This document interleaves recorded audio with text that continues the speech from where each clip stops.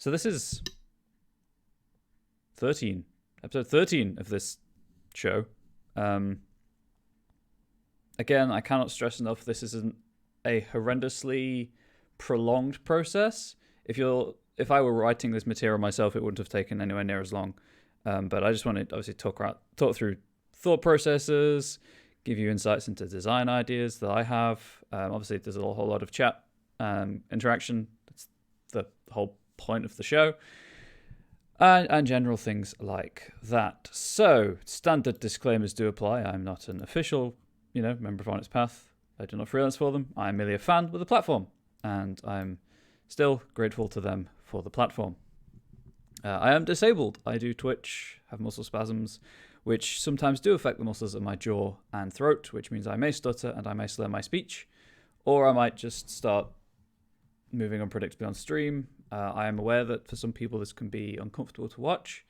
I apologize for any feelings of discomfort that may arise, but I don't apologize for being disabled because I can't. There's no point because there's nothing I can do about it. And I may also struggle with multiple trains of thought. I say this every fortnight I stream. More so today because I've been up for quite a while. I'm just really quite tired. But I will try to finish one train of thought before jumping onto another. Otherwise, it is entirely likely I will lose track of the first train of thought and provide an unsatisfactory answer for the second. So, I will also look this way quite a bit because that's where my chat is. So I'm monitoring chat for obvious reasons. And I will occasionally forget words. It just happens. Typos will happen because my microphone is smack bang in the center of my field of view. I need an arm, but for that I need the space to have an arm. So there we go. Hopefully by the time series 3 of this rolls around, I'll have an office sorted out. Who knows? Anyway, so what is this? This is Behind the Screen, a content creation show about writing adventures for, particularly as it's their channel, Onyx Path Properties. If you're curious about other games, go to my Patreon, where one of my funding goals is 5e behind the screen stuff. But that's by the by. I run a lot of introductory games, and you'll notice that in the Now Creating banner at the bottom, it is an introductory... Okay, I did spell it correctly. An introductory adventure for Silent 2nd Edition. Broadly speaking, introductory games, obviously you don't want anything too complex, and you want things that are like illusion of choice, which is obviously what most role-playing is, but things that are concise. You don't want overwrought plot lines to get someone interested in the game. You want them to have something that grabs their attention. It may seem overwrought and complex, but at its core, it shouldn't be. You don't want to confuse people. You want them to get to grips with the game first. So maybe if I do a one for Hero, I really should update that to say Scion Origin, but there we go. If I do one for Hero, it may be more complex than this, but again, that will also be an introductory adventure for Hero, so I don't know. But largely speaking, there are 3 kinds of,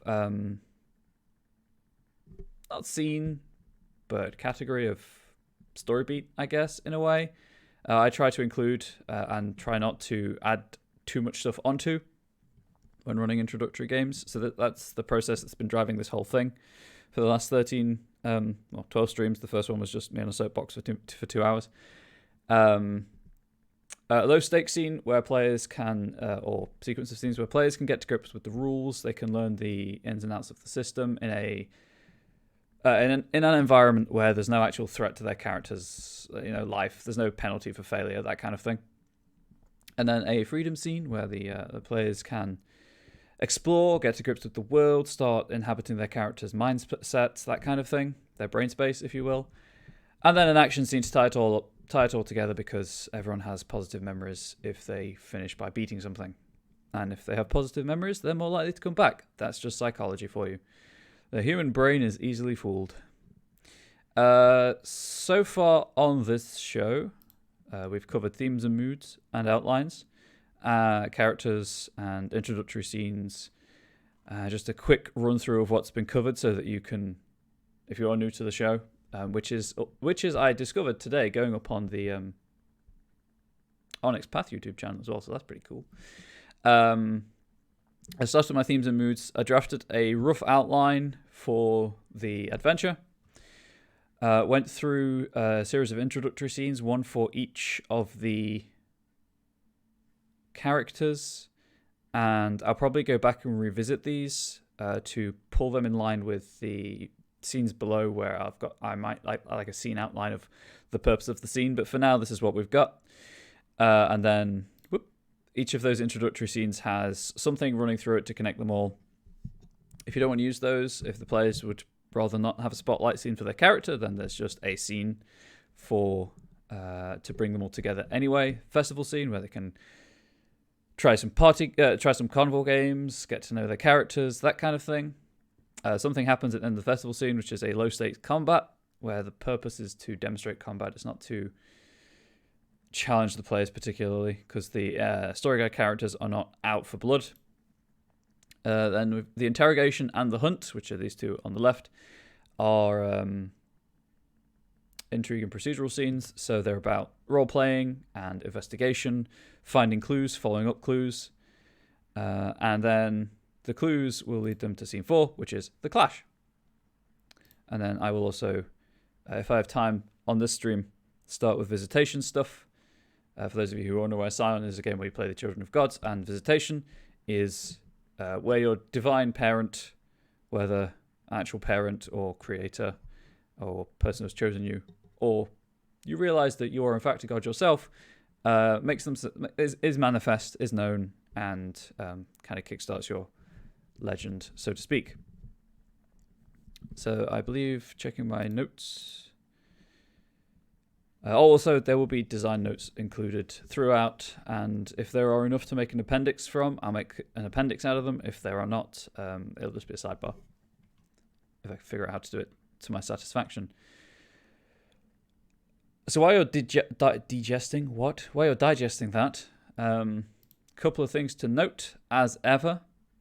If you are curious about goings-on with Onyx Path products, the Monday meeting notes are the way forwards. I'll drop all the links at the end of the stream, but for now, suffice it to say, the Monday meeting notes, which you can just type in Monday meeting notes into your search engine of choice, and Onyx Path is kind of like the top result, for me anyway.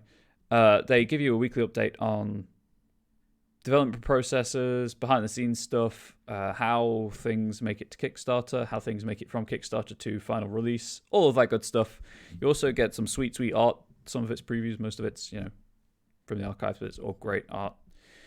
Great art. Also, this week is the bi-yearly, monthly, I can't remember the way it's phrased. 1 second. Biannual, there we go. Feedback request. I have one piece of feedback straight off the bat. When there are Kickstarters, there are no links for the Kickstarter. So if you go there looking for links to, for instance, the Hunt of the Vigil 2nd Edition Kickstarter, which is currently live as of date of recording, which if you're watching this on my YouTube channel will be in the description. I don't know how Onyx Path do it. My YouTube channel being the name beneath my face.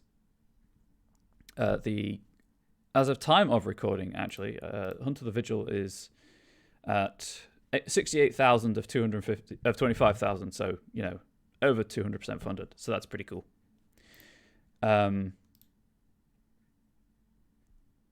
There are no links to that on the actual. Certainly, my browser does not display links if there are any to that on the actual blog. But there we go. And also of note is the open development playtest ? I've closed the email now for Scarred Lands. Scarred Lands is a 5e OGL compatible setting that Onyx Path produce, I believe. Plastic Age Blazing to contain more if you're interested, but they're running open playtest material throughout this year. Not throughout this year. Currently, there we go. It's Yogman's Guide to Gelspot that's throughout this year. But they're running open playtest, and obviously, if you playtest it, you can provide feedback and contribute to the ongoing development of a game. Which playtesting for me is a great experience. It just feels good knowing that you've had an impact, however small. like when I get to answer questions from the chat about games or how to write things or whatnot, provide insight that I've gleaned over my decade at this point nearly of role-playing. I think those are all the links I wanted to talk about. As I mentioned, I will post them in chat at the end of the stream, but they're available usually through like Onyx Path social media. No doubt the bots will start dropping them at some point as well. Yes, so I'll share those at the end. So I'm just going to have some of my hot drink of choice today, lemon and ginger tea, and we'll get started. I apologize for speaking rather quickly. If you do want me to repeat anything, please don't be afraid to ask.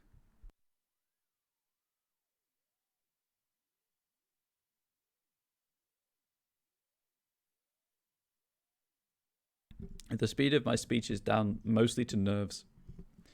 I get awful performance anxiety. Transparency is important, though. Also, I've just noticed the double space here. Or the double return, or whatever you want to call it. Anyway, so. Having completed the clues, which didn't take anywhere near as long as I thought they would, about how to get the player characters to the Clash, which I might rename. I probably will. I then went through, we went through and kind of defined more of the arena to be used for the final. I'm going to move my chat box so I don't have to look quite as far to the right. There we go. The quote-unquote arena to be used for the finale of this introductory adventure. This arena is going to have several fields, which we'll get onto by the by, but suffice it to say it is a freight yard, which is currently being used as a base of operations for a Titan cult. And I believe I explained about cults last time I streamed, so I don't necessarily want to be repeating that information here. Suffice it to say that cults aren't necessarily bad, but Titan cults are particularly bad. The freight yard has two freight rail lines, a river, some obsolete hydroelectric equipment, and kind of your usual assortment of workshops, warehouses, general abandoned ruins, and security hut. I did. I made notes for this stream. I planned ahead, which is always good. So, there are people roaming the yard. There are guards. You can see maintenance workers, security, or the gang's guards. Roaming the freight yard is a team of 2 in-gang members. The former being non-gang members, they just are happy to take bribes or have favors or whatever. They're not particularly bothered about protecting what they see as worthless equipment because the doors are all locked anyway, so there we go. The gang guards will attack, though. So I've provided the things in bold are a link to the antagonists, which are on this page, which you can see through the wonders of the internet. So Ink gang members down here. I may actually update this slightly. Oh, no, not bold. However, these do not have access to the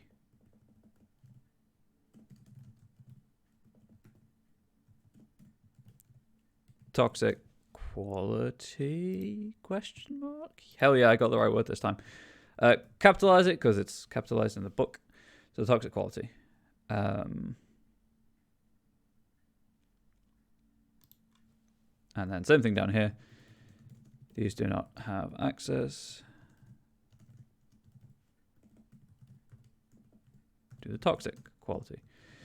So that's just because these are not, while these are mildly supernaturally enhanced gang members,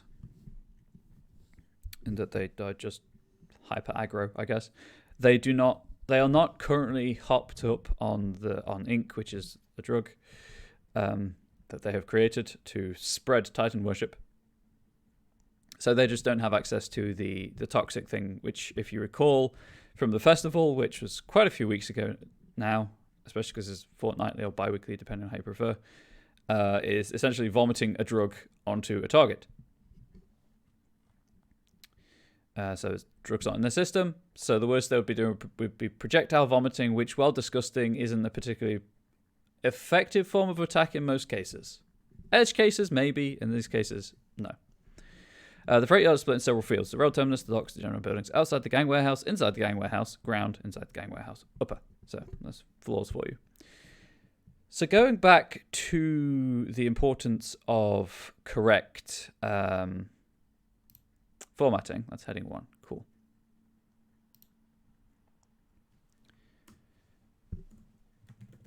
Fields as a subheading, which will be heading 2. And then the fields themselves are going to be using rel heading 3. I use Google Docs for this because it's just easier to capture Google Docs than it is to capture Microsoft Word. I will obviously be making this into PDF for sale on the StoryPath Nexus. Pay what you want because it's the Onyx Path community has had a lot of input in this process, and I just want to be able to make that freely available to people if they can't afford it or don't particularly want to pay for it, or want to come back later and when they can afford it and support the show that way. So the way I'm envisaging this going is having a brief bit of description about the field and then any special rules about the field. This system is very abstract, and I prefer abstract things. I'm going to largely leave it up to... Actually, I might put a bit of text here. It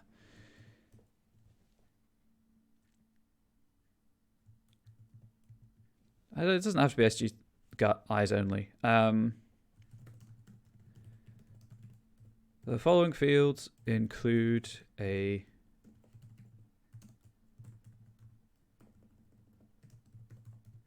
brief descriptive summary of their appearance and any special qualities applying to the qualities to that field.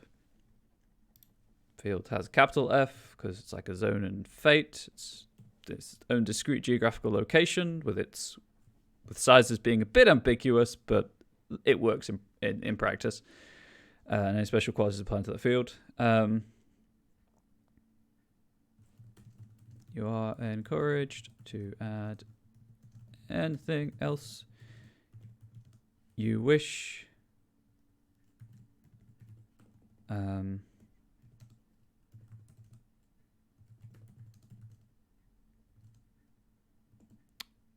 How to phrase this?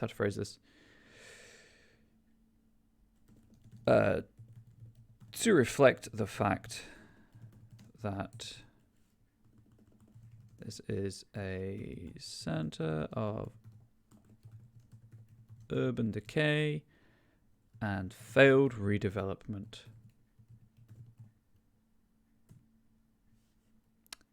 I guess I could provide some examples. For example, rusting car wrecks,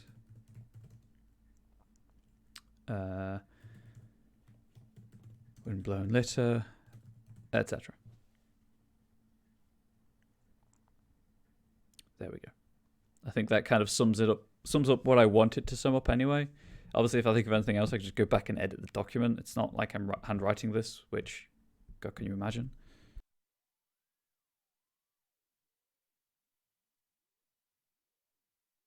Okay, so rail terminus.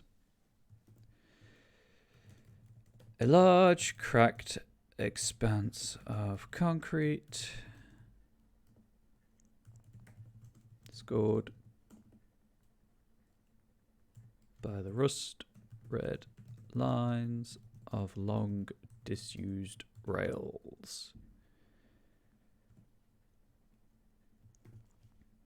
So again, it's not an exhaustive description. I myself don't really... I don't like boxed text in supplements and things. I kind of find that it's restrictive and not always as comprehensive as it perhaps could be. It assumes a certain viewpoint to a scene. It assumes certain sensory emphases for the players. I mean, obviously, you're always free to paraphrase or to make of it what you will, but I kind of always feel that if it's there, I have to read it because because it does contain most of the salient information. I would just be regurgitating that information in a slightly different manner anyway, so I feel obliged to read it. So by providing more atmospheric narrative description, hopefully it will encourage people to think about the scenes for themselves and make it their own, rather than everyone run my scene, how I would describe it, if that makes sense. This is all about empowering people, giving them the building blocks rather than saying this is how it must be. So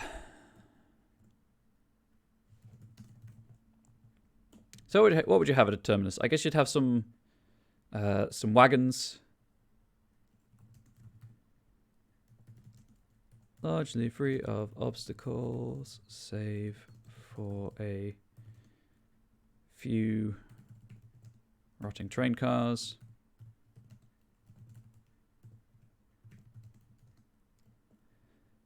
The remains of a crane and a couple of it wouldn't be homeless people because they would have been moved on by the guards. I'll just say a couple of low loader wrecks.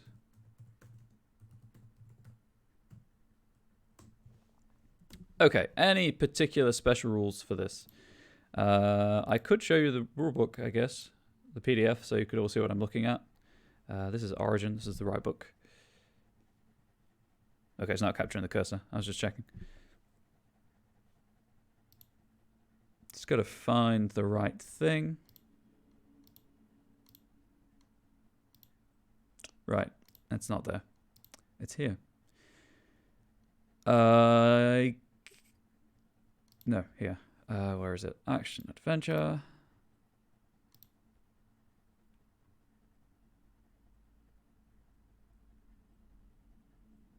There we go.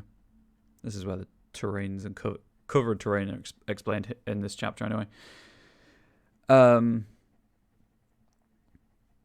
So I guess the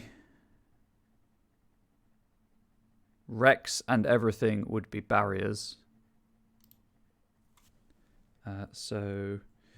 Any solid object in this field functions as a barrier. It would probably... Oh, that's Discord. I don't want to open that. In fact, I can probably close that right now. What kind of cover would it be?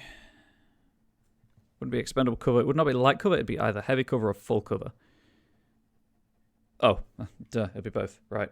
Functions as a barrier and can be used as either heavy cover or full cover. Right, there are some of you in chat. I can at least see the number of viewers in chat. I can't see actual names right now. How pulp do we want to go with this? Because I could have it take place in a rainstorm and the rain provide stuff. I mean, I'm kind of tempted to go real pulp because it's Scion. Why would you not go over the top action? But I don't know if that would be too on the nose or too much, really.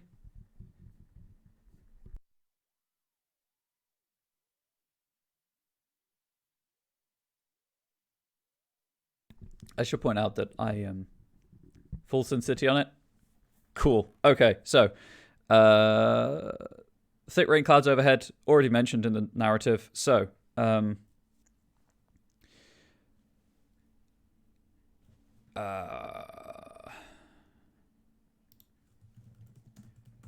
rain starts to fall as you enter.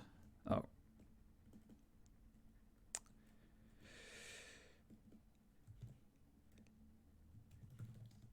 Heavy rainfall, because again, I don't want it to be prescriptive text. I want it to be more narrative description. Heavy rainfall does little to obscure the large cracked expanse of concrete scored by the rush of lands along disused rails. That's a qualifier, so that should be hyphenated. A modifier, sorry. Okay, so awful cover. The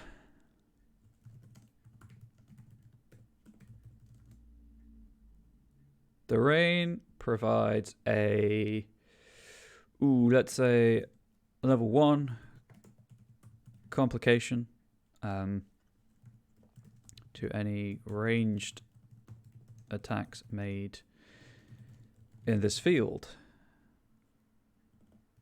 But it provides, I assume it'd just be level 1 enhancement to keep the language the same, and I'll just check it through in the book when I get to polishing this up. It provides a level 1 enhancement to any electricity-based damage.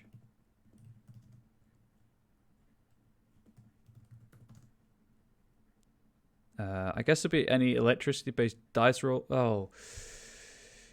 Level 1 enhancement to any contests to inflict electricity-based damage? Yeah, I think that's probably the cleanest way of phrasing it. Because it wouldn't be a challenge, because I'm assuming it's gonna be contested. Electricity-based damage, whether that's a stun gun or what have you. Right, so that's that. Maybe it's worth putting a coda. If the scene takes, let's say, 3 rounds. If 3 rounds pass before the scene concludes. There we go. Pass before the scene concludes. Both the complication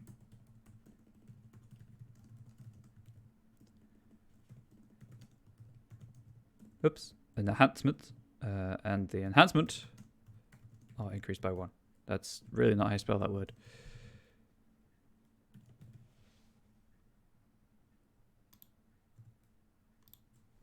I don't know why it just doesn't correct it. Sometimes it seems to, sometimes it doesn't. Mostly want to keep things simple in this, because this is most likely where the first fight's going to take place. And if I'm introducing environmental enhancements and complications, kind of, I don't want to be lay it on too thick, but still have some feeling of epic rainstorm showdown incoming.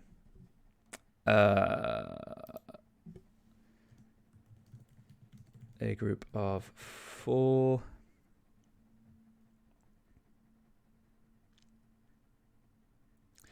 I think once they get inside, they won't be the same gang members. Like, they won't use the same template.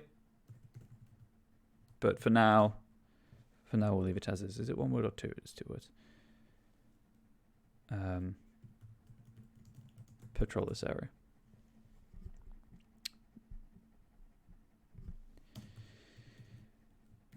An NPC who successfully approaches them without being detected. Without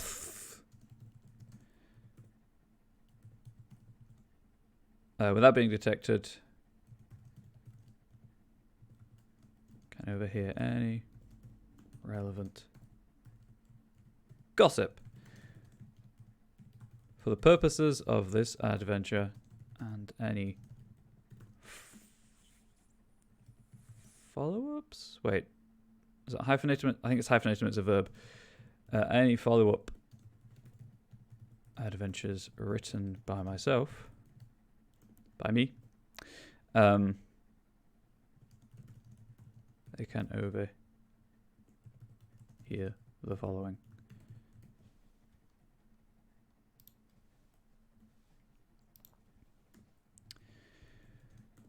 Again, I'm just going to use single speech marks because it's British English convention. Why do we have to do it? It's not like he takes any interest anyway.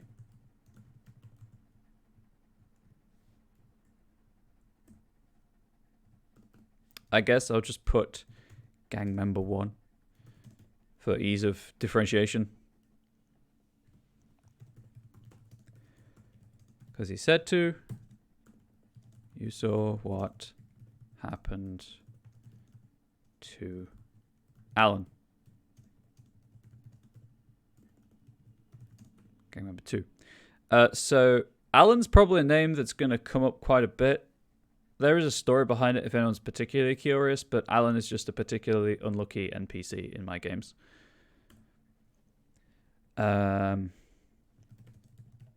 Conversation then turns to more mundane matters.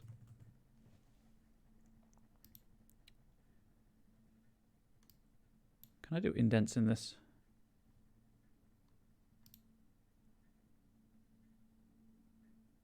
Can you footnotes? Didn't realize that. I can. There we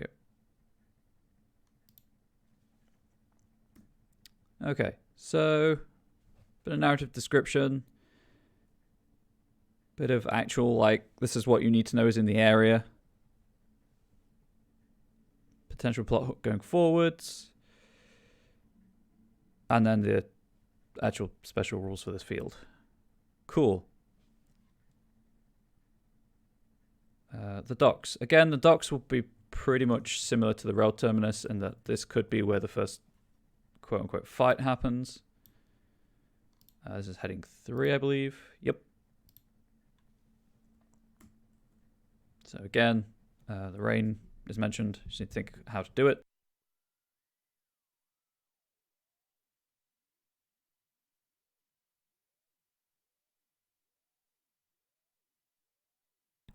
Okay, I'm good.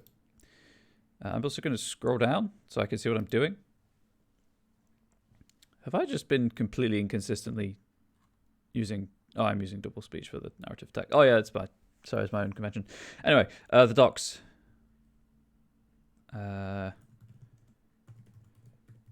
Rain splashes loudly.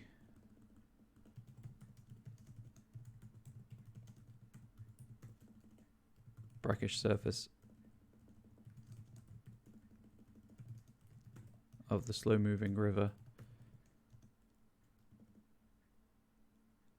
I may have typed myself into a corner here.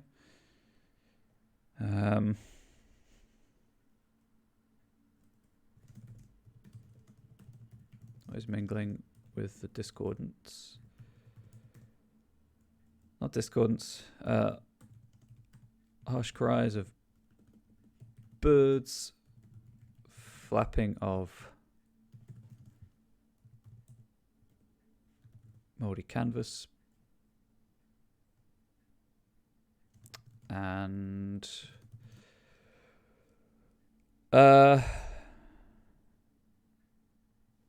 how to describe the sound of a wooden box.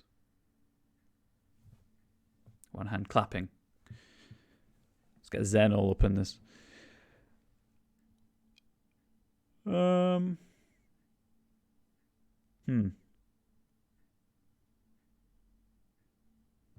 I also need a definite article here. The noise mingling with the harsh cries of birds, the flapping of moldy canvas, and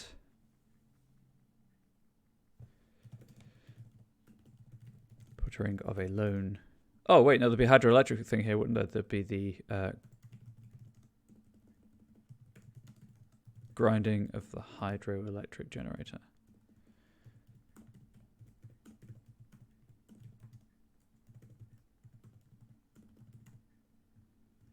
There we go.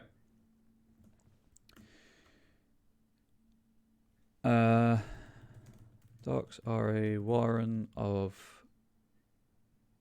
Warren's kind of the wrong word, but I'll keep it for now.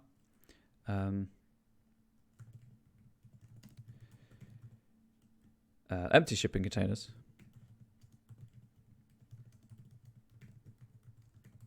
Some with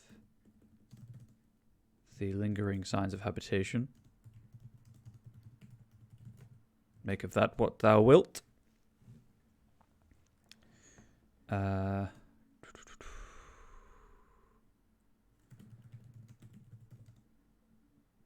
Rotting wooden crates. Stockpiled sleepers for use elsewhere in the yard.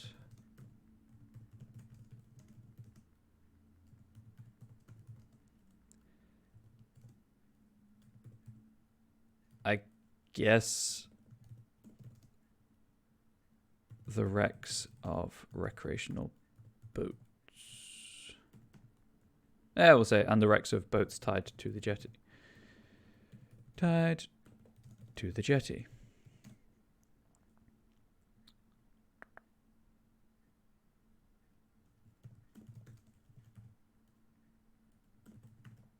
Sorry, just trying to...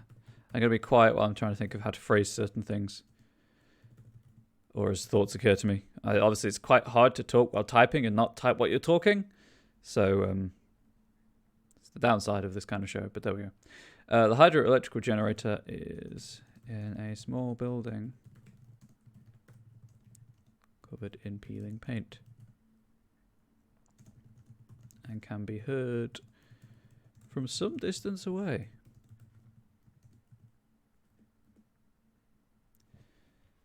And then I guess it's a bit of information on things to interact with, shall we say.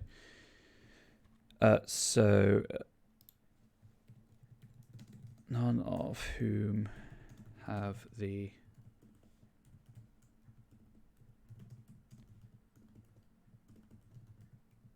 toxic quality.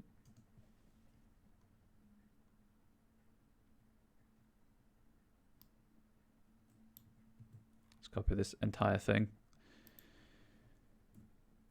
Just drop it there for now. Any PC who succeeds at a difficulty 2. Oh, I have the wrong folder open. Bear with me 1 second. Seems to pull up a random character sheet. Oh, hang on, no, I need that there. Science, that's the technology, that's the role I was looking for. Which to technology-based role or challenge. When investigating the generator,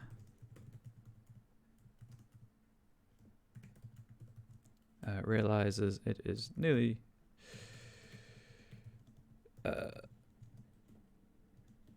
completely ruined, completely broken, and could easily be destroyed.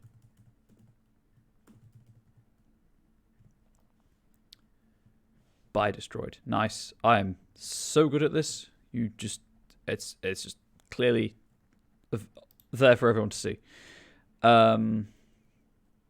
What would gang members in this area be talking about?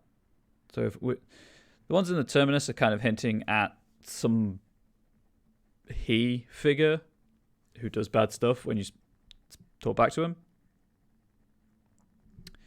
When's the next shipment due? No idea. Ridge takes care of all of that. That was just a name I picked out of the ether also. Just wanted to put that out there. But I realize it has meaning in the Onyx Path community. And then, again, conversation then turns to more mundane matters.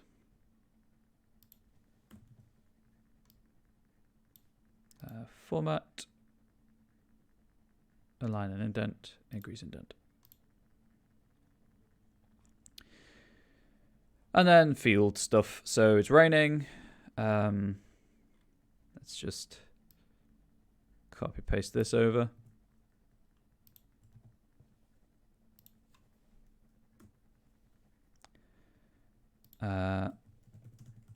The rain,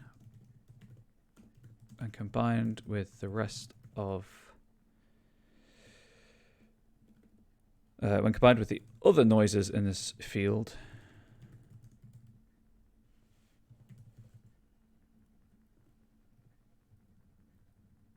no, there's already a comma there, whoops,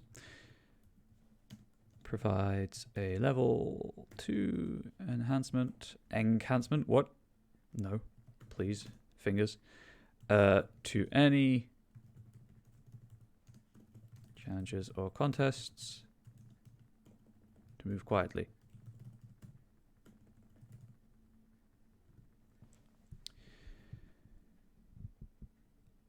Oh, I should probably also point out that one second.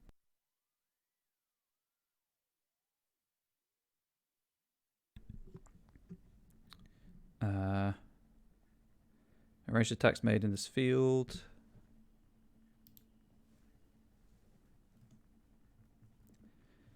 But it provides level 1 enhancement during a contest to inflict electricity-based damage or to move quiet without being seen.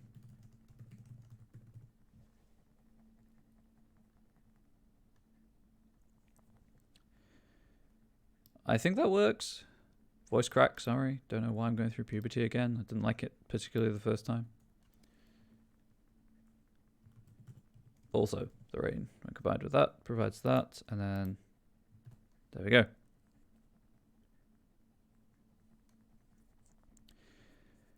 Okay, kind of happy with, well, you know, as happy as I ever am with anything I've created. General buildings.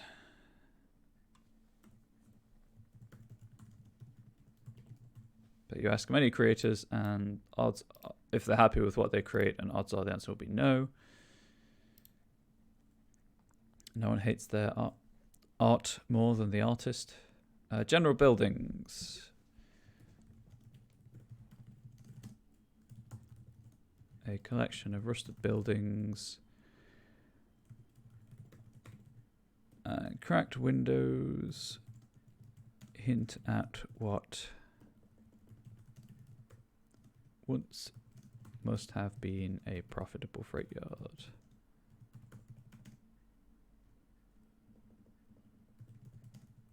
There we go.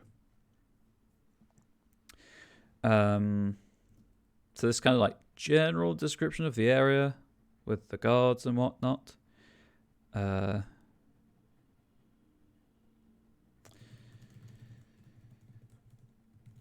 the largest field in this scene and encompasses everything not directly described below, because I'm going to put it at the top of this section. Let's do that right now, in fact. Whoop.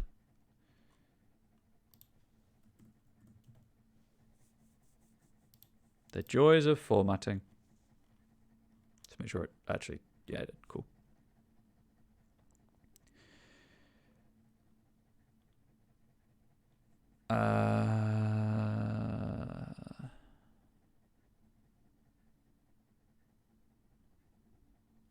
So what is it? This is where the player characters may run into the maintenance workers, security, or the gang guards.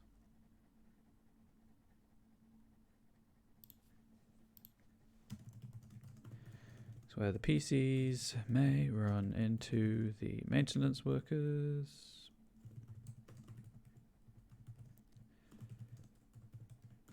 Side security or the roaming pair of guards.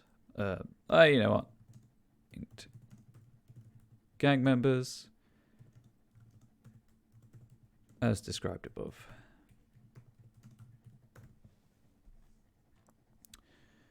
Anything else I particularly need to put here?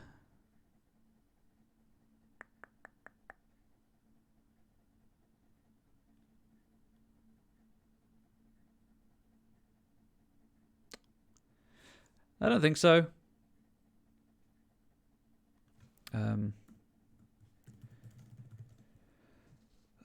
Other than being able to use the buildings and wide variety of discarded wrecks, tools, and containers as cover of various kinds. Ah, the bot strikes again, I see. How do I... You know what? That's a particularly pernicious bot that's going around Twitch right now. At least I thought it was a bot, but in some instances it's a hacked account. So I guess the option would be to ban them. I don't know why I stuttered over that word, sorry. When I'm done with this sentence and can think about other things, I'll /ban. Or whatever the appropriate... There we go. Whatever the appropriate punishment would have been, but it's taken care of. Sorry, one sec. Oh, my partner's struggling with a depressive episode. Banhammer deployed. Direct hit on target. I was going to make a note of something. And I can't remember what it was. I got distracted. This is why I try to follow trains of thought through to their conclusion. Damn you, bot. Shakes fist. There are no real distinguishing features of this field. There we go.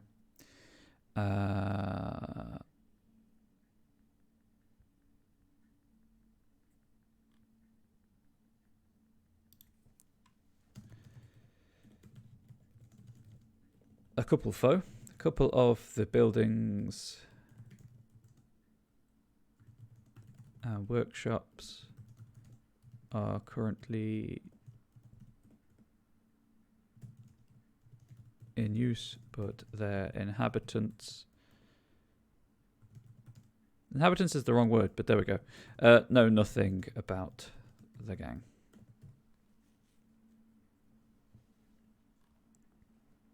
I'm doing that thing that some GMs hate, some story guides hate, and that improvise NPC with no reference information provided. Anyway, general buildings. As the PCs move further into the freight yard.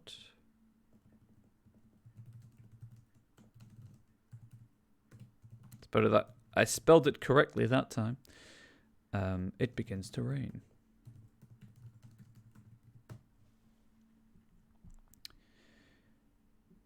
Outside the gang warehouse.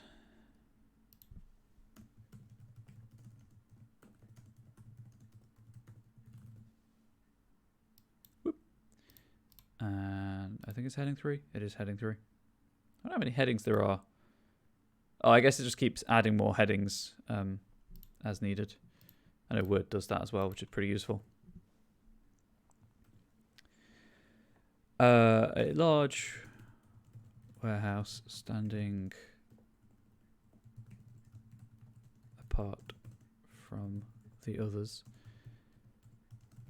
abuts the hydroelectric generator shed.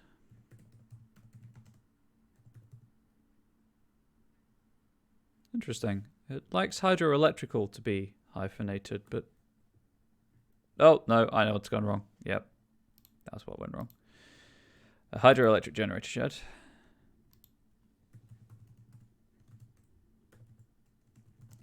And is covered in large black signs and symbols. Right. Did I call them the Demon Barbers? I think I called them the Demon Barbers. Now I've got to go back up through my clues to find out. That one.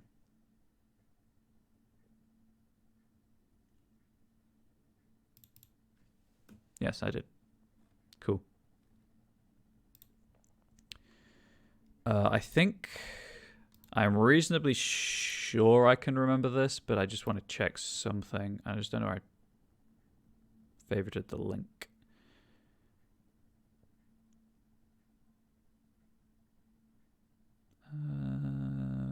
There we go. Public domain characters.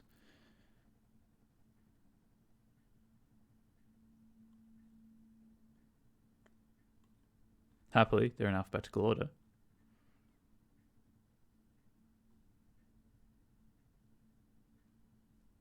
Where did I...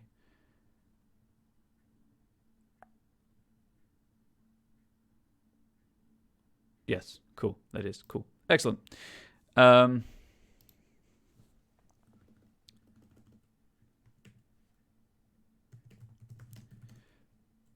So close. Reminiscent of straight razors and pies. Get the reference and you get an internet point that means absolutely nothing to anyone.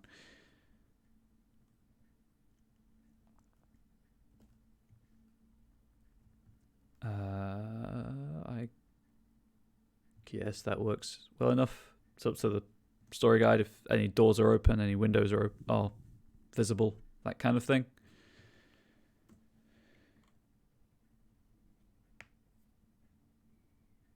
Okay, so then it's kind of a description of this. The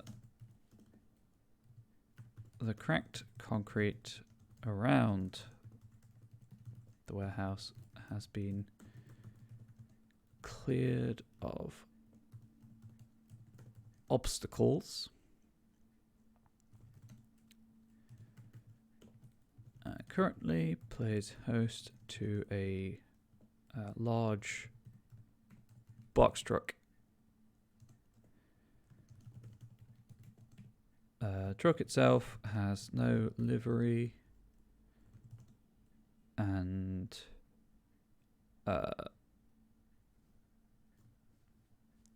isn't occupied.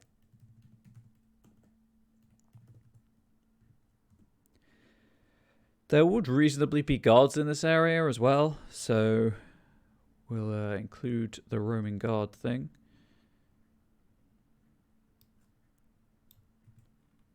I don't know why I copied the actual those, but there we go. I need to reword those. A group of 4 gang members patrol this area. Would anyone also be interested in me? Probably in this file, therefore the appendix, the related appendix, providing a list of weapons with tags already chosen. It won't be like very long because it doesn't need to be because they're just gang members. But I'm happy to do that if needs be. Yes, then I will do so. I've got an hour left and I've got 3 fields left to define, so probably be doing that. So I'll do that and then I'll go on to visitations. Which means that next stream might be like end of this season and the start of the next season. I don't know. Anyway, what would they over here? Let's go back to Alan. Let's revisit Alan. Has anyone informed Alan's widow yet? Think story path can never have enough of tax complications and enhancements. That is very true. Ha. You're having a laugh, right? She's almost as bad as the barber.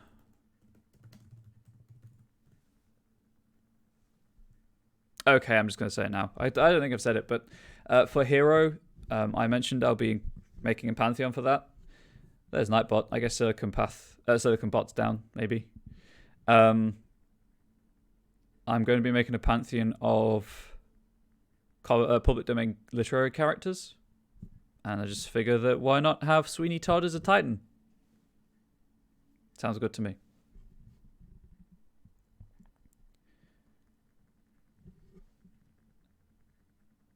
Right, I know the command now. I'll try and remember that command as a way of testing whether Silicon Path is down. Silicon Bot's down or not. Silicon Path? Silicon Path. I don't know.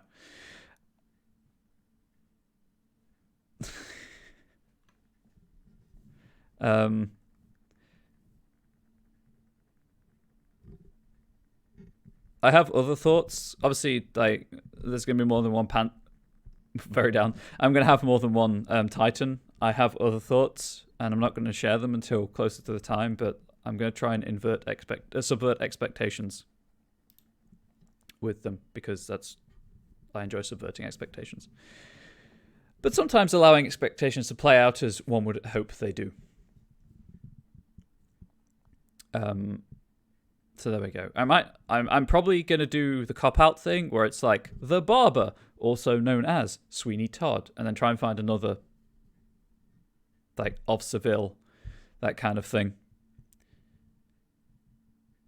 Sorry, I have a brain for puns, and I'm not going to say it because it's not worth it. But there we go. Okay, so Sweeney Todd, the Demon Barber, is a Titan. That's cool. What else do they need to know about this area? Right, how to get into the warehouse. Warehouse has 2 visible doors. 1 for goods and 1 for people. As well as a handful of shuttered windows. 1 for goods, brackets with its metal shutter closed bracket, as well as a handful of shutter windows. Now I've just got to hope that I can do this so it pays off in a way that satisfies everyone.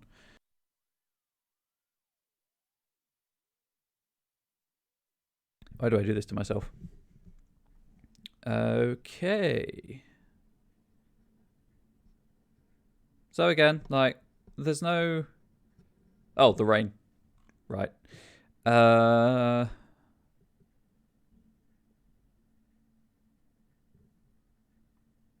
General field qualities.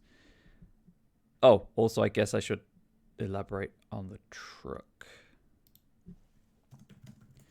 Any PC investigates the truck.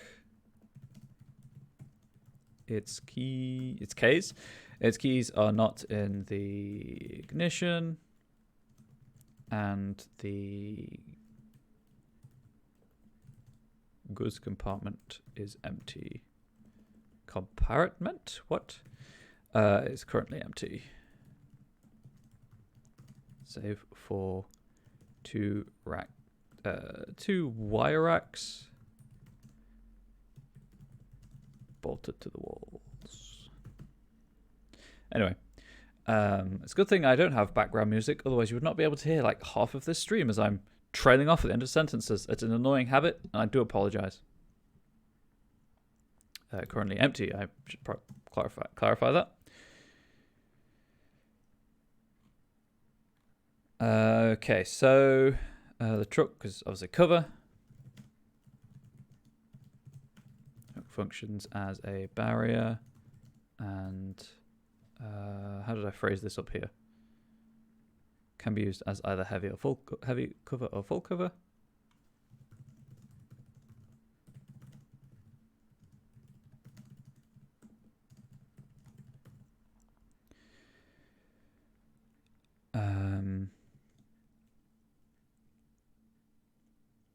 Sure, we're going pulp. Right. How is it worded in the book?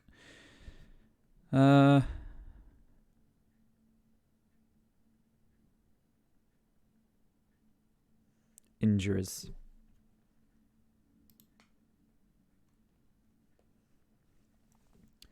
If it is destroyed destroyed as a result. God damn it. It's all falling to pieces. Oh, so many typos. Of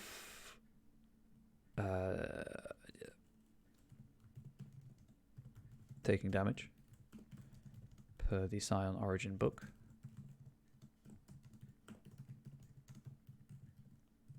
The truck explodes. Deals 1.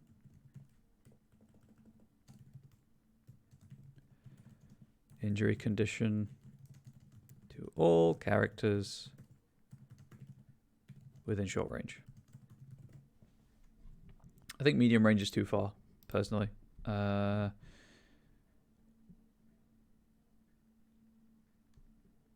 just checking something.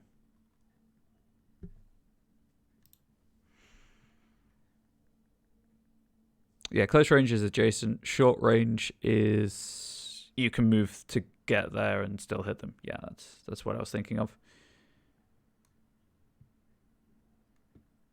Neat. Anyway, back to this. And then just the rain thing. Not that one. That one.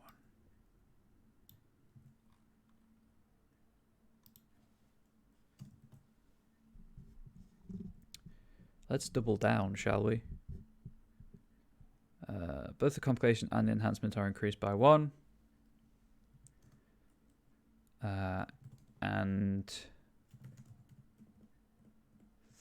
thunder starts rolling around the... That is a really weird way of phrasing it. I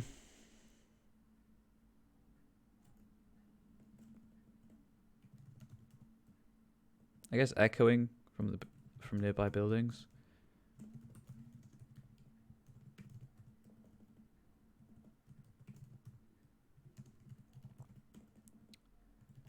Providing an additional wall. So this is obviously a double-edged sword. We'll do this as a complication to hear anything in this field. 1, it makes it harder for PCs to have a conversation. And 2, so 3 rounds is, not very long at all. And 2, sure, you can sneak up on the enemy, but the enemy can sneak up on you.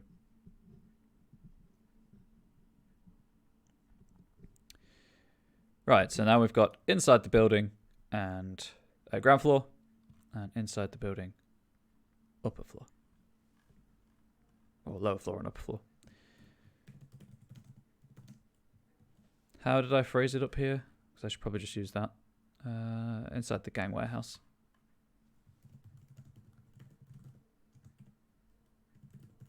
Lower. Heading 3. Nope, I don't want heading 3. I want normal text. Thank you very much.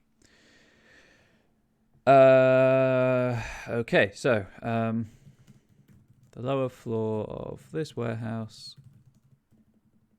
Warehouse you. Quick tip about anyone who wants to do any content like this: learn to laugh at yourself. Into a recreational space. I guess hyphen gun laboratory.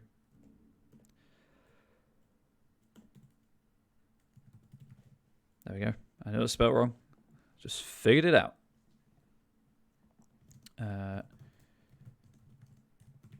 Tables, chairs, and comfortable sofas fill 2/3 of the floor.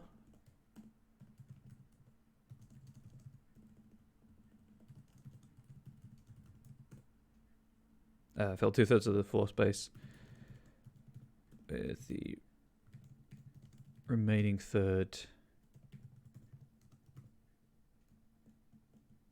Being laboratory hidden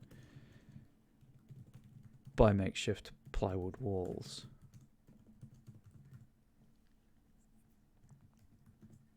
Nope, not an exclamation point. Please, thank you. Fingers, why? Anyway. There are obviously going to be gang members in here. It's their base of operations.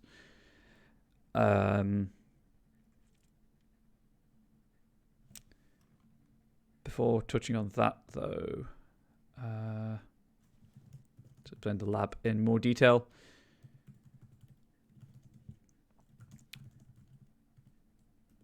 Is where the raw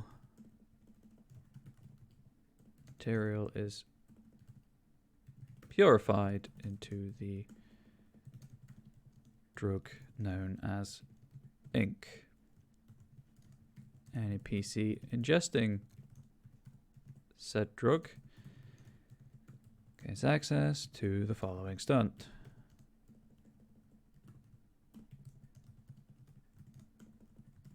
Right, where did it go? I think it's on this one. Yep, there we go.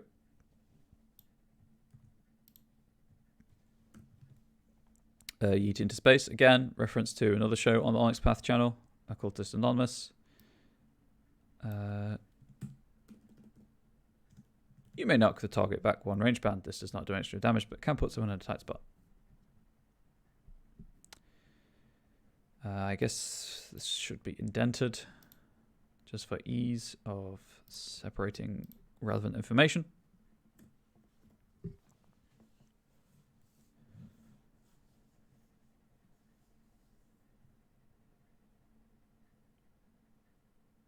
I guess I should clarify with a melee weapon. Just, you know, so that it doesn't get weird with ranged attacks knocking people back. There we go.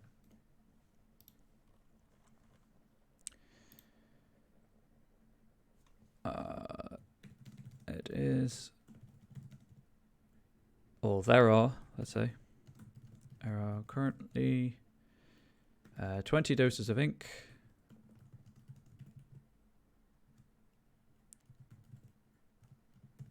Carefully packed into a wooden box. And a handful of vials of clear liquid.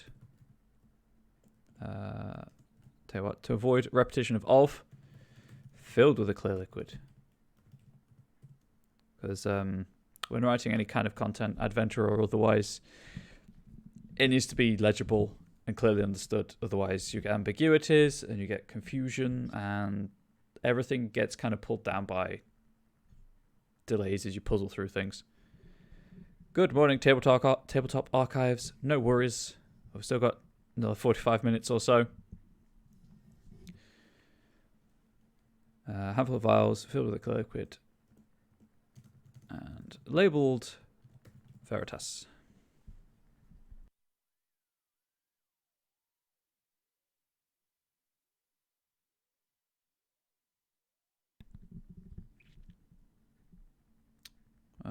I think I'm good for that. Oh, I guess also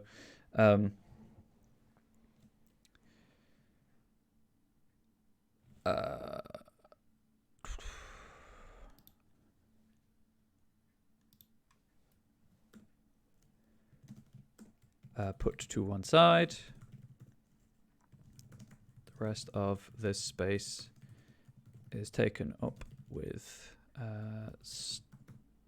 state-of-the-art equipment. I say lab equipment, but, you know, drug-making equipment would be more accurate. Brief line about a staircase at the... I guess this is technically part of the lab still.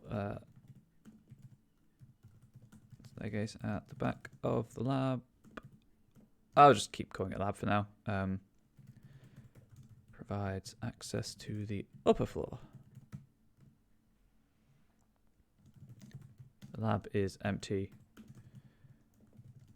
when the PCs arrive in the building.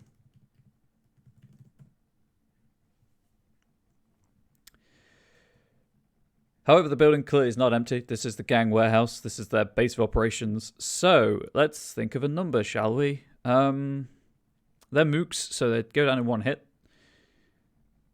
However, the player characters have potentially already had to fight their way through like 10 plus. Let's have a number of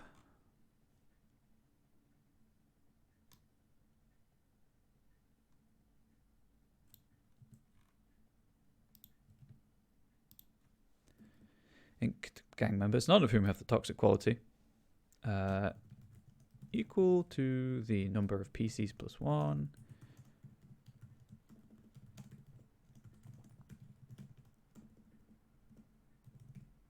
That's third time's the charm.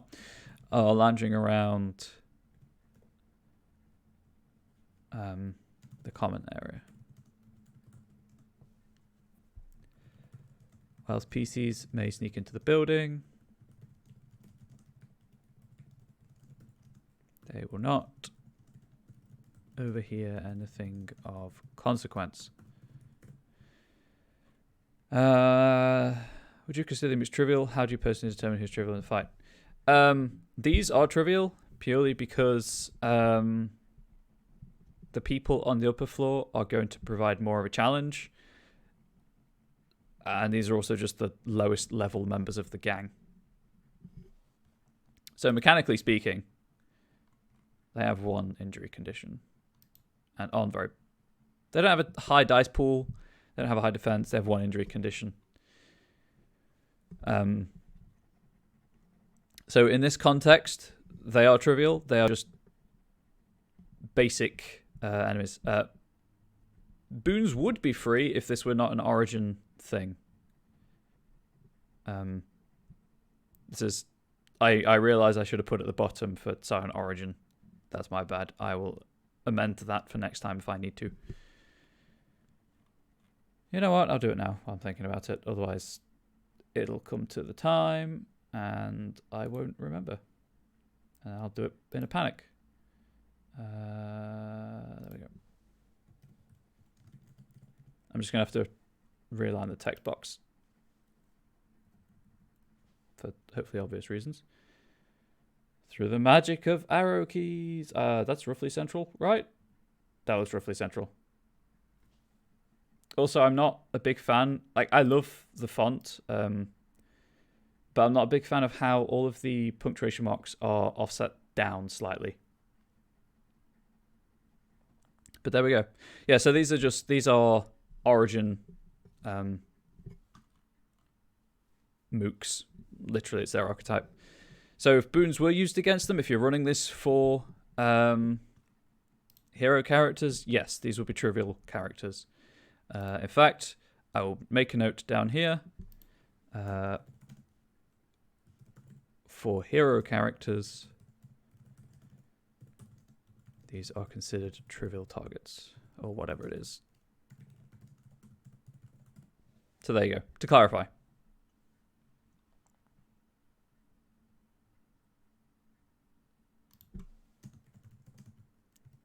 Do some future proofing. They're professionals, they're not trivial though. Also they have the 2 injury conditions. And then I need to make a probably Nemesis actually would work. I don't know. I can't decide if I want to have 1 or 2 kind of heads of this chapter of the Demon Barbers.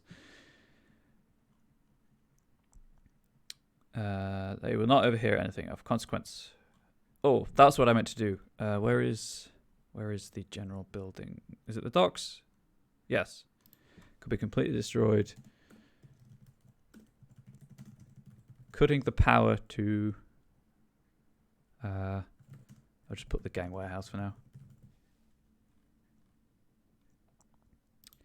And then any field rules. The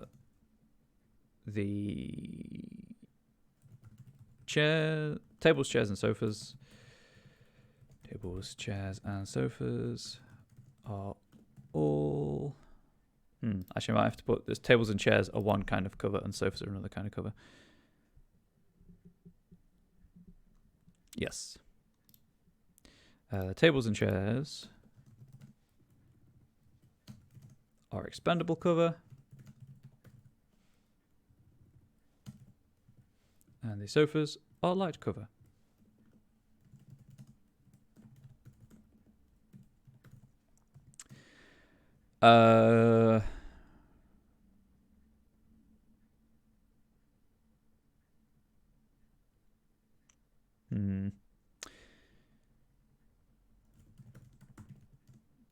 The rain outside well, I'd say this. The rain and thunder outside the building. The rained. Nailed it. Outside. Outdie. Yes. So good. Provide a level.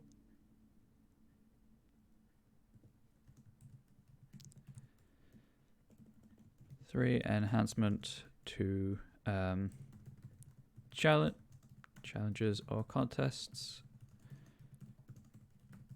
to move quietly. It's storming real hard. That's pulp, right? Storms.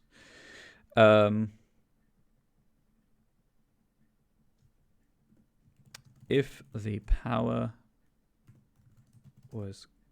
has been cut to this building,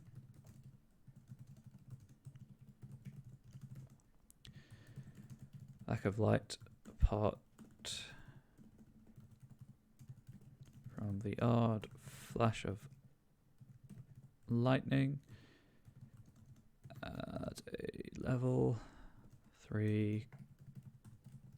I know that adding a level 3 of anything is like really powerful or really difficult, but I mean, you'll be fighting in the dark or trying to hear someone over the sound of heavy rain and thunder on a corrugated roof. So I figure it kind of balances out. To any challenges or contests requiring vision beyond close range. It was close range, right? That was the wording used in the book. Range. Yes, close range.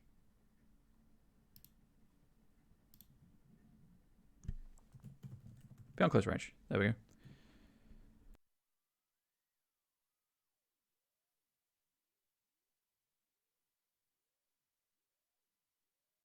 Oh, I probably should.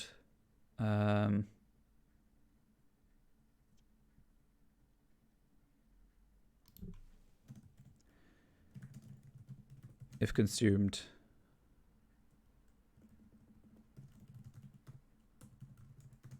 the substance inflicts 1 injury condition.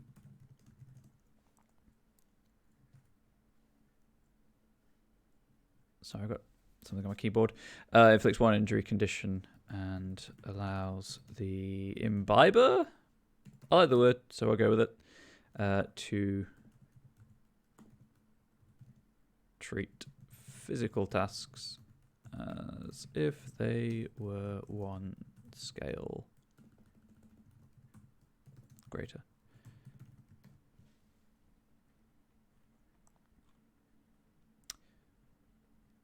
Okay, so cover. Oh, right, the walls. And the sofas and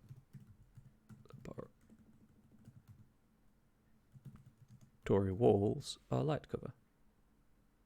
That's some stellar spelling there.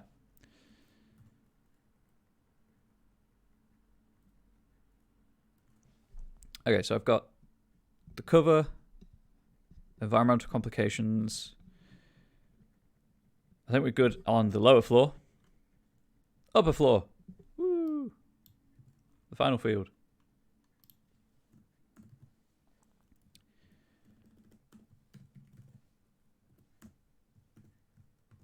No.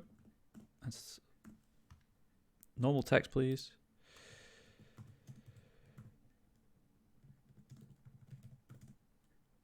A small office overlooks the lower floor of the warehouse. That's really all you need to know about this area in terms of narrative description.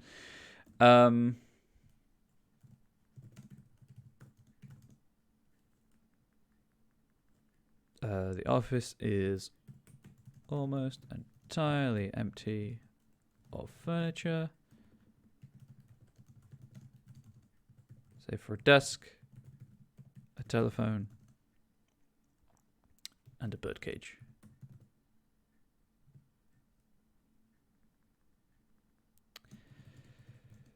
Desk contains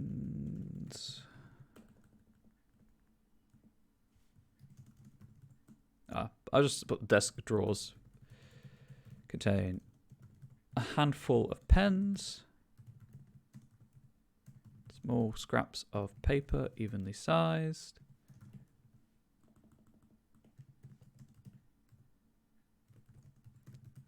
several small I guess clasps / rings, a small pouch of birdseed, and an empty injector. Actually, no, that wouldn't be there. Half empty bottle of spirits. There we go. Because you do not sample what you deal, if you know what's good for you anyway.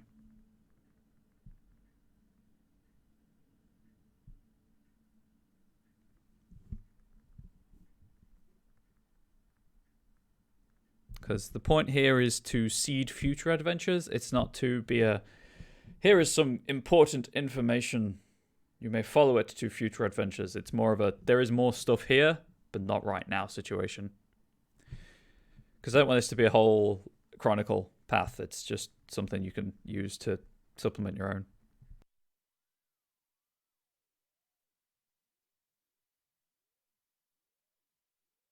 Mostly because it's taken 13 weeks to get this far. I don't have, like, it will take so long to write an entire chronicle.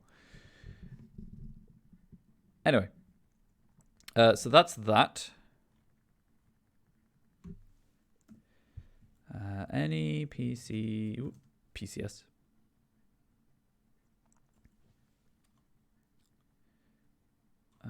Where is it? Okay. Any PCs who succeeds at a difficulty, let's say 3. No, because they got the, presumably we'll have the enhancement from the thunder. So put difficulty 2.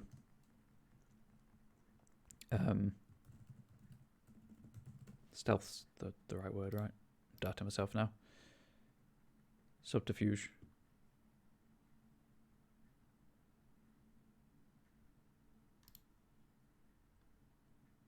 Yeah.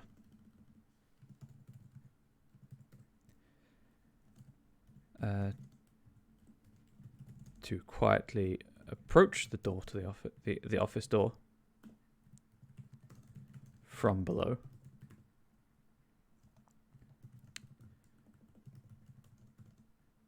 Overhears a bird coo. Its wings flap and a window close. Or its wing flaps. That sounds weird. Its wings flapping. There we go. That makes more sense.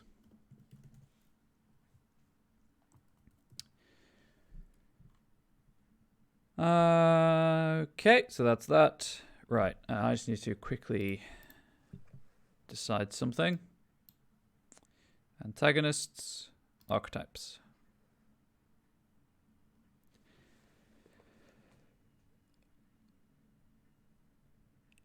Yes, I think this would just be a villain. I don't think it'd be a monster.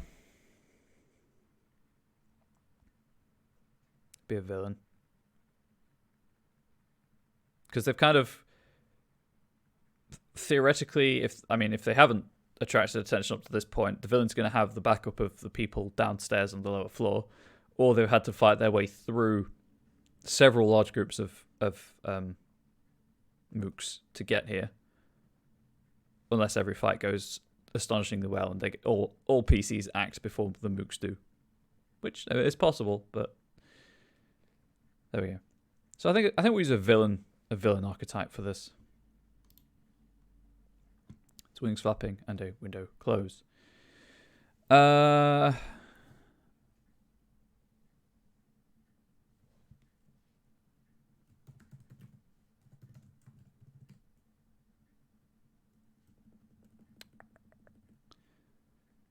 Let's just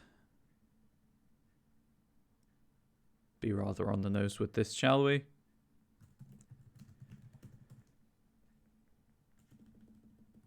There we go. That's pretty on the nose for those who were here earlier.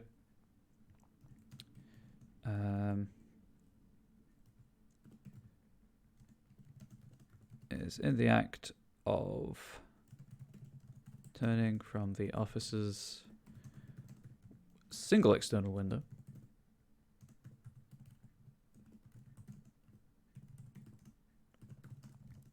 when the PCs enter.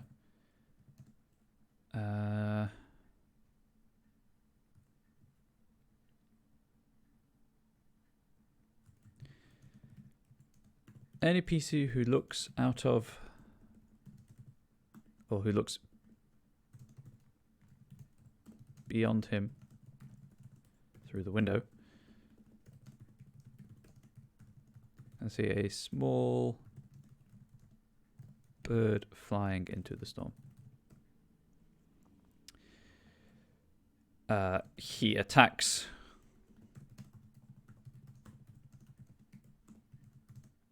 when the I guess just he attacks as soon as possible, summoning any reinforcements from the inked gang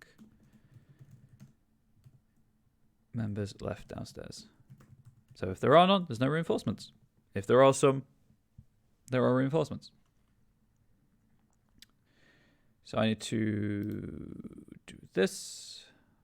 That's heading 3. Gotcha.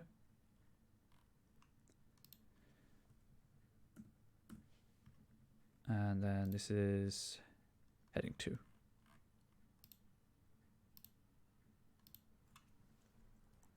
The Clash.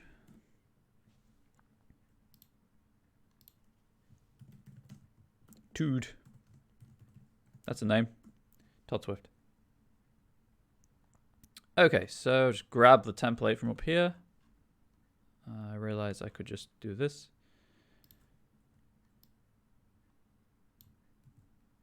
And then scroll back down. Do this. Again, the importance of proper formatting. Archetype. Villain. Drive. To reach beyond his grasp. I'm going to have to temporarily obscure chat while I copy some numbers down. Actually, I don't, because I can just do this. I will obscure Streamlabs. And I've made a mess of my... There we go. Close that. Right, so. Primary pool, 9. Secondary pool, 7. Desperation pool, 5.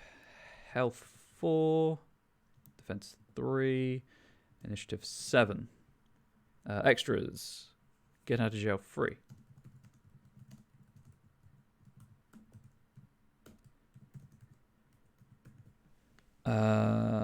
I accidentally did the wrong window.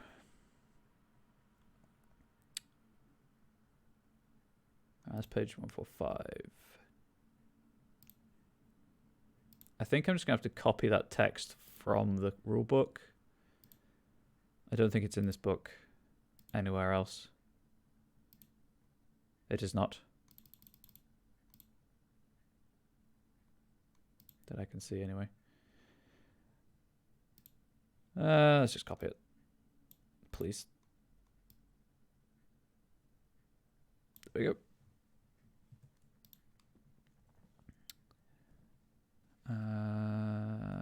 There we go. And then just sort out the formatting. Oops. Okay, I guess that's the end of the line. Ignore me. Cause tension. Cool down 1 arc. And also, yeet into space.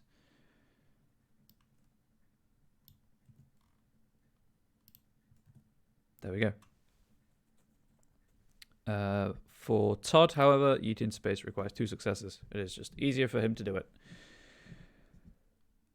Okay, primary pool. Defend what's his. Also primary pool. Take what someone else holds. Secondary pool.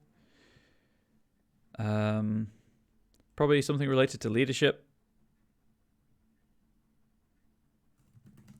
Cow others, as in, you know, intimidate them, not turn them into a cow. That would be entertaining, but wrong. And let's also go with... I'm with the plan.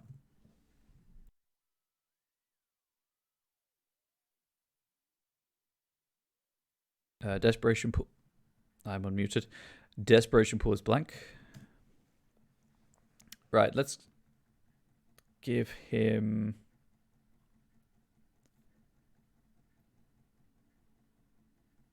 Let's go 2 qualities.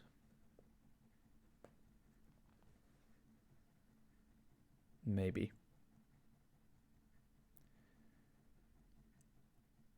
See if there's anything I particularly want him to have first. Stand tall. I like how stand tall because it ties him in with the mooks.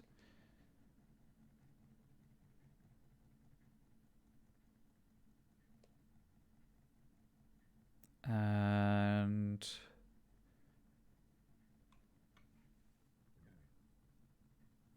sorry.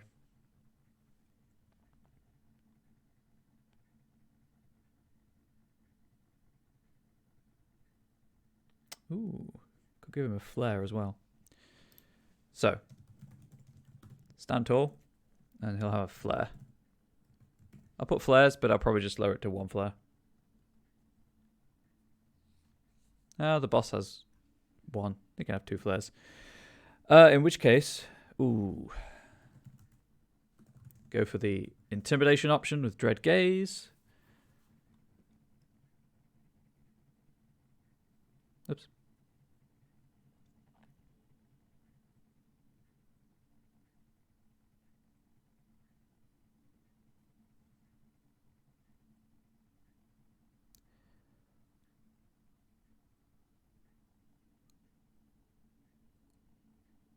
And here I come. So if the fight does end up going down into the warehouse, then he can clear the distance, clear the gap. Okay. Sure, we'll go with that. And there will be a section in the forward or whatnot saying if you have any feedback, please provide it. And I'll update the text accordingly.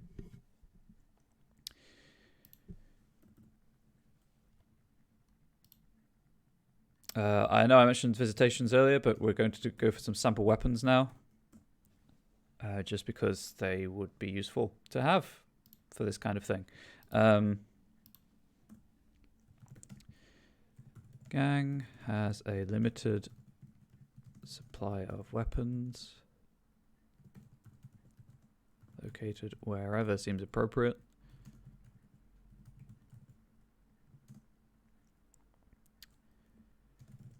The following is merely a selection.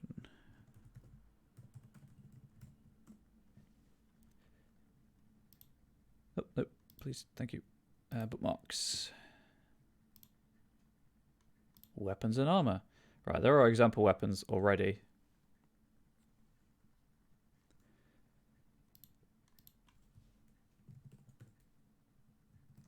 So this is more, I mean, I am just repeating the text from the book at this point with knives and knuckle dusters. Yeah, knives and knuckle dusters, probably pistols as well, and then I'll go for some, actual sample weapons. It's just, it works. Why reinvent the wheel? And if there's a problem with that, obviously I can just remove the text. In fact, you know what? Following as melee selection as the armory includes many easily available weapons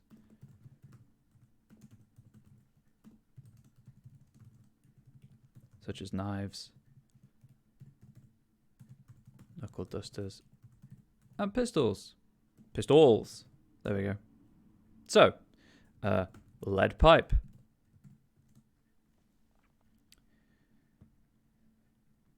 Going alphabetically because, boy, howdy do I like working in alphabet. Bashing.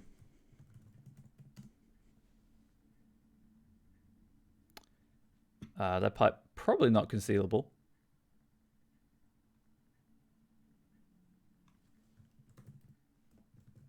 Difficult to throw.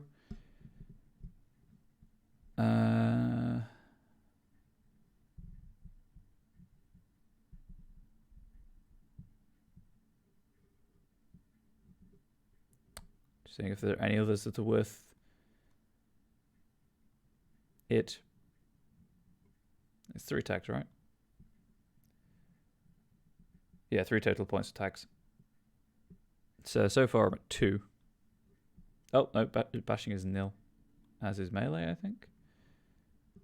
Yeah, so I've still got 3 points of tags remaining. But I don't have to spend them either, that's the thing.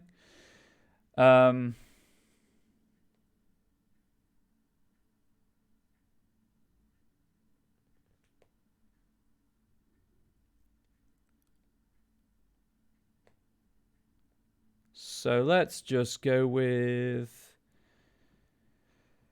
pushing. Hang on. Is there a better one? So one that does what I want it to do. I don't think there is, actually.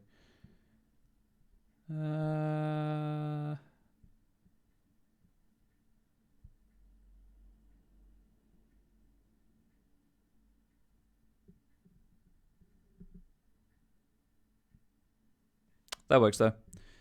So, there we go. Pushing and stun. Let's have another melee weapon. Like broken bottle, you could just use knives. I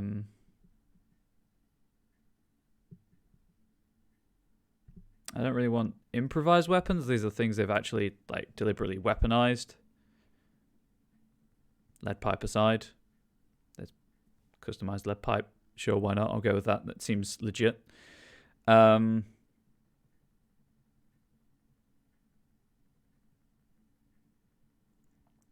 can tell I'm panicking right now because my brain is just completely blank. Oh, right. Straight razor. Their trademark weapon.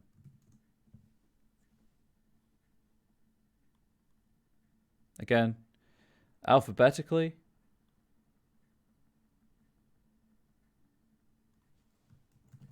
That's 1 point. That is 2 points. That is free. That's back down to 2 points. Back down to 1 point, sorry. Messi subtracts a point from tags. But I think I'm good. I think we're good. I don't think we'll go for the full 3 points with that. So that's two example melee weapons. I think really the ranged weapons in the book kind of cover it. Oh, let's have a ranged weapon. Let's have a... Maybe not an improvised ranged weapon, but what isn't included? Oh, I know what. Ink bomb. Arcing, so that's 1 point taken up. Not automatic, not bashing, not brutal. Probably not concealable. Not long range.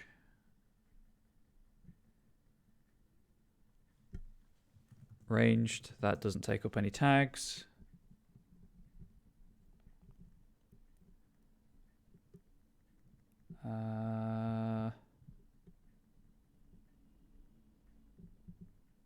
Oh, thrown, not ranged. Whoops. Also stun. Thrown.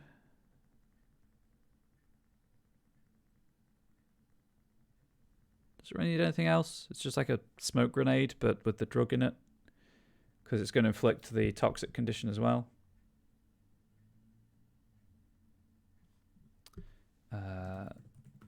Special. Have I actually named it, or is it just... it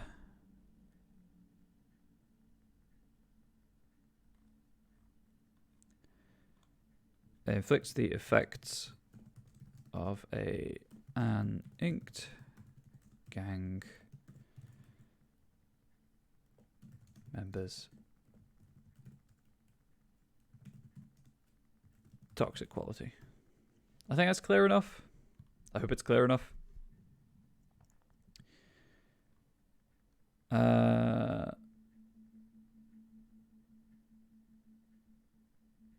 don't think armor's really a thing that they'll be going for necessarily, so I think that's fine. I'll just kind of put it right here. At most 1 in 4 inked gang members is wearing soft armor. Soft boot.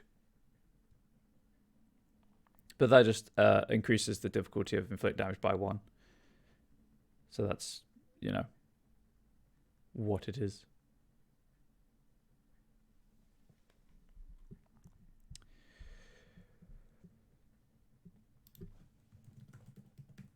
There we go. Customize lead pipe. Let's make it even clearer. Okay, so we've got the fields. We've got some example weapons. We've got Todd Swift sorted. Kind of proud of that name, I'm not going to lie. It's just the visitations. I realize I now need to put names down again, so I just go up to the top and copy paste them.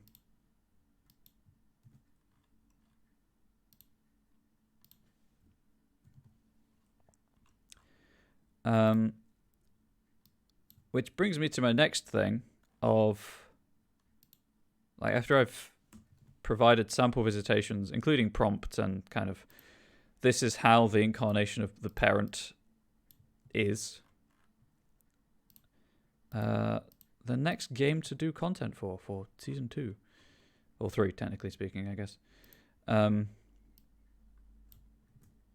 anyone have any particular wishes? Are there any games that you are... I mean, you have 2 weeks to think about this. Any games that you are desiring guidance on? Which, I'm not going to provide you any worthwhile guidance, but I can definitely provide story ideas, hopefully. With the caveat that I only have Scion, Chronicles of Darkness, Changeling, Promethean. I think I have another Onyx Path game. Oh, VTR. But it all obviously has to be able to be hosted on the relevant community content site. That's 6, right? Yeah, that's 6.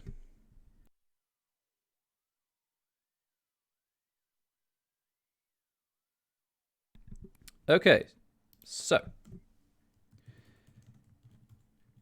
each visitation could feasibly appear anywhere in the preceding adventure, or could take place afterwards.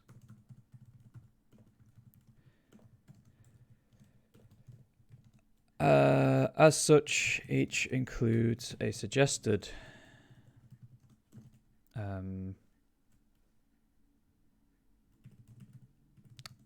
inciting, I guess is the right word there, a suggested inciting incident, as well as role-playing hints for the incarnation of that character's parent, in quotes. Although I recently discovered that over here in the UK, in schools, even if you are not a parent but just a legal guardian, you're still referred to as the parent, which is kind of nice if you want that relationship with the child that you are legally responsible for. Missing apostrophe. And any additional information relevant to this adventure. This and any following adventure. Does that work? Or would material make more sense? Whoops. There we go. Even better. So, the only one I've really thought of is Martina.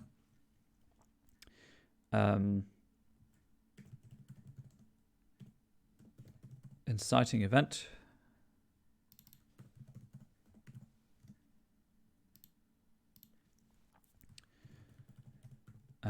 Martina successfully uses her talent as a musician to distract. Pardon me.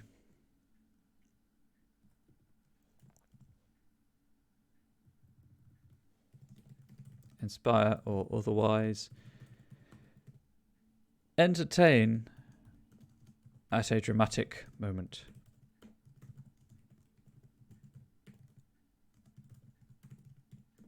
Including perform. Why can't. There we go. On one of the. At one of the open mics. Open mics at the fest in scene 1B.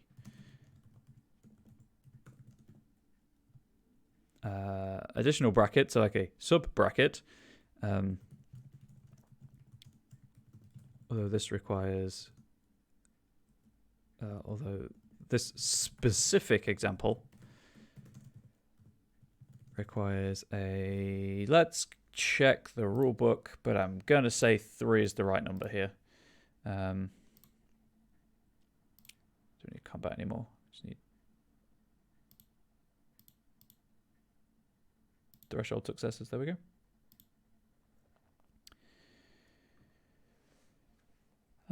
Yes, 3. No, 2.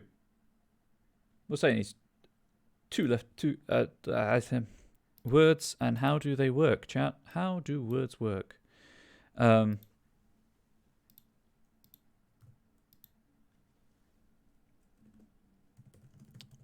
2 leftover successes after stunts and complications.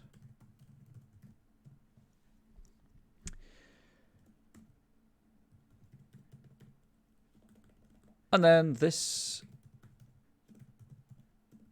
incarnation of Apollo is not unknown to Martina. Her muse, whom she is unaware is supernatural,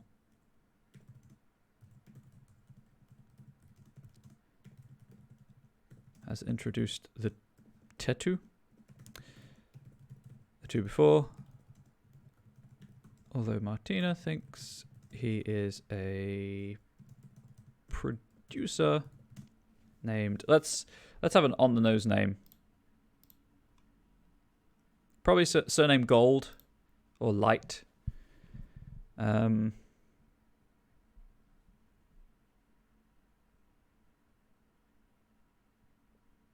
I don't think of Apollo as a subtle deity. I'm being perfectly honest here. Kind of riffs on his purviews. Where's that sweet, sweet appendix gone? Wait, that's Hero, not Origin. That's why the appendix was missing. It's had an appendectomy. Also, it's not in that book at all. Pantheons, there we go.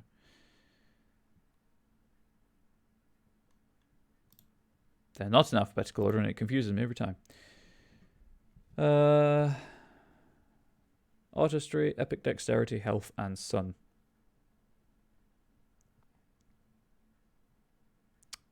Guess it would have to make... It would make most sense because this incarnation has chosen her to be a Scion anyway, to be related to music some way.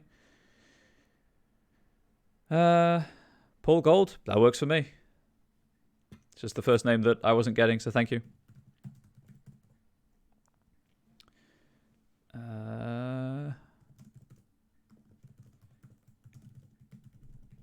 He sees the potential in Martina to become a truly... Thank you for the name, by the way. I can't remember if I said that or if I slurred it.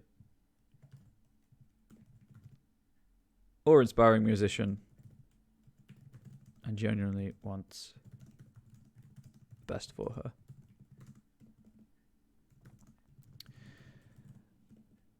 Like many Theoi, however, what he thinks is best for her and what actually is, I guess it's more like many gods, however,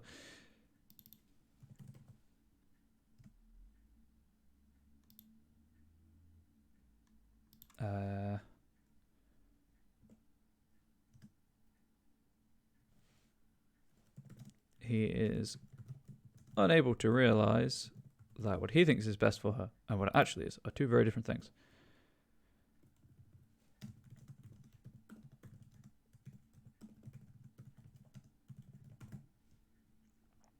There we go. Michael's a bit of a weird case because he's an incarnation himself. So the only other one I had an idea for was Liam. Inciting event. Being present at the moment of death during a dramatic moment.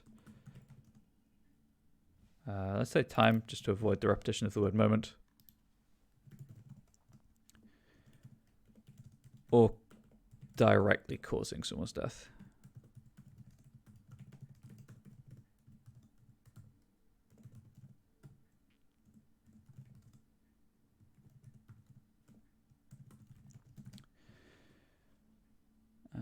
Okay.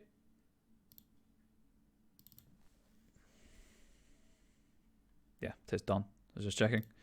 This incarnation of Don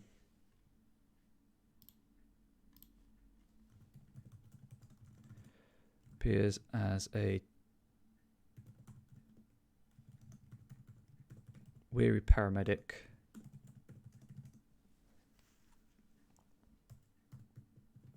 tired of seeing the end of too many lives. He has not had much of a presence in Liam's life, but the two have a cordial respect. Well, two are aware of each other.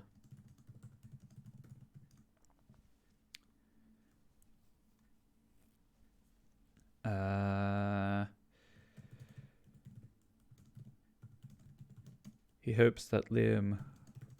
I just need to check something before I complete this train of thought. Pantheons, Twilight Danan.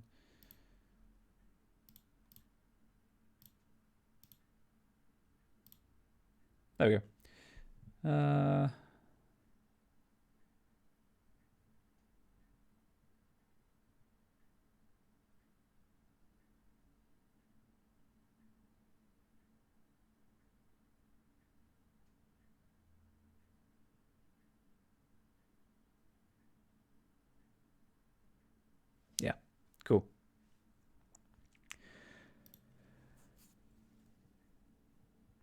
Train of thought. I realized it, and then it left me. Why, train? Why?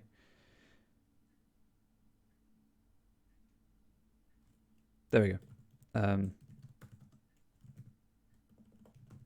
Of a meaning in his life before all hope is taken from him. Focusing more on the the death and darkness side of Don rather than the host and whatnot side.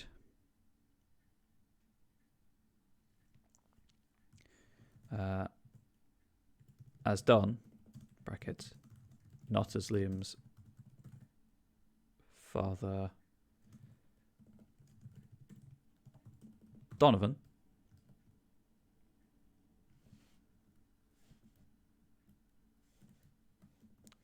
I'm lazy. What can I say?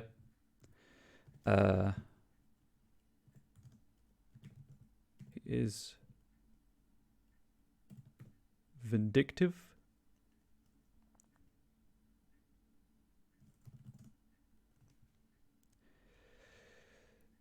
But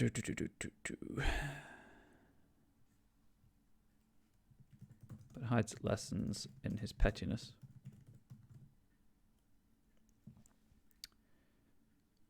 Again, these are all just like hints for the story guide to use. If they choose not to, then it's up to them. But is what it is. So I am done for today.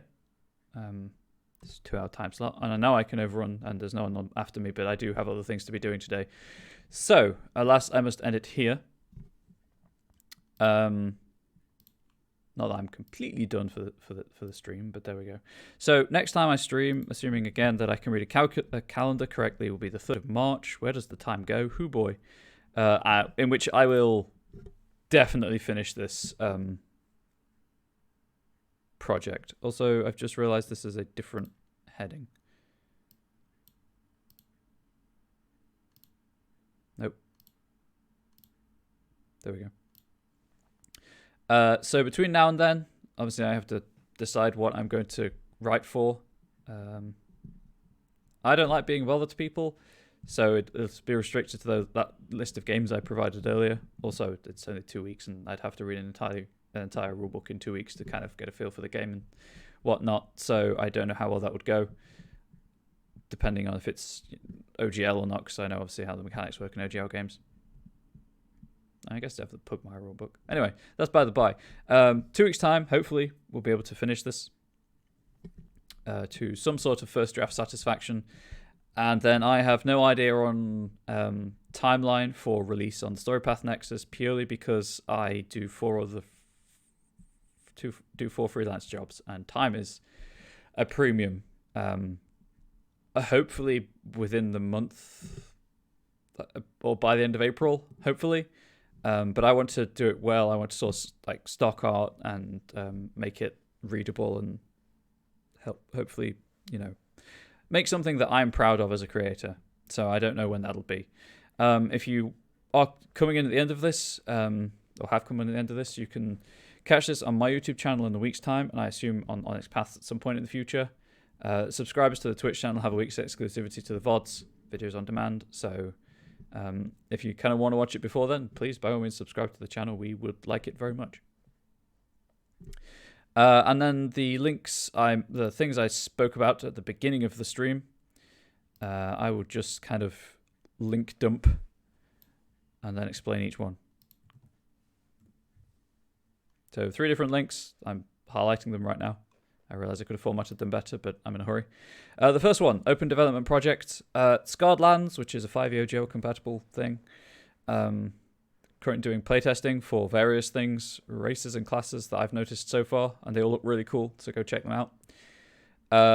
The second link is the Monday meeting notes. It's the kind of one-stop shop for the weekly update for Onyx Path. It goes into where projects are on the development cycle, how projects get from Kickstarter to final release, all of that good stuff. Comes with some sweet art. There's always an interesting fact at the end of it, like the fact that George Washington's birthday is never celebrated on President's Day. It's always, anyway, it's weird. American public holidays, what? But it's also a good place to keep on track of Kickstarters. And currently, Hunt of the Vigil is on Kickstarter, which is the third link. It is the last of the Chronicles of Darkness line that needs updating to 2nd edition, which is pretty cool. I believe that is true.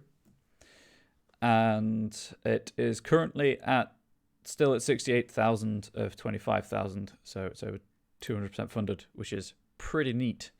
Much like other Onyx Path Kickstarters, you back it, I believe you get access to the preview document of like the plain text, basically, before all the editing and development stuff is done to it, obviously. And that's really it. If you have any lingering questions, I'm available on Twitter as Comrade Bubbles. I also stream on Twitch. I do gameplay stuff. Not this week, unfortunately, because I'm on holiday, but 3 days a week I try to do just general gameplay streams. I'm always happy to talk about role-playing, so if you do have any lingering questions that you haven't managed to ask during this or aren't really apt for this kind of forum, platform, what have you, please do feel free to tweet at me or message me on Twitch or whatever. I do also check for now, the Scion channel on the Onyx Path Discord, and then whenever I change game, I'll check the channel for that game. So there we go. I think that's all I can think to talk about. No doubt I'll be proven wrong by something, but the schedule for today is in the post roll, which I'll trigger very shortly. But just give me a second. Where'd it go? There it is. You've got a bit of time until the next show today, which is Realms of Pugmire, Paws and Claws at 7 p.m. EST, and then 2 hours after that is Uptown Shadows, a game for Hunt of the Vigil 2nd edition. So, check those out, and I'll be back same time. I guess your time, not my time, however. No, wait. Clocks change next month. I'll be back same time next month on the 3rd. But thank you all for being here. Really, really appreciate it. And hopefully next time we can finish this up with the final kind of few visitations. I've got 2 weeks to think of a game to make content for, which will involve some research into what I can and can't release anyway. But until then, have a good one and enjoy your day.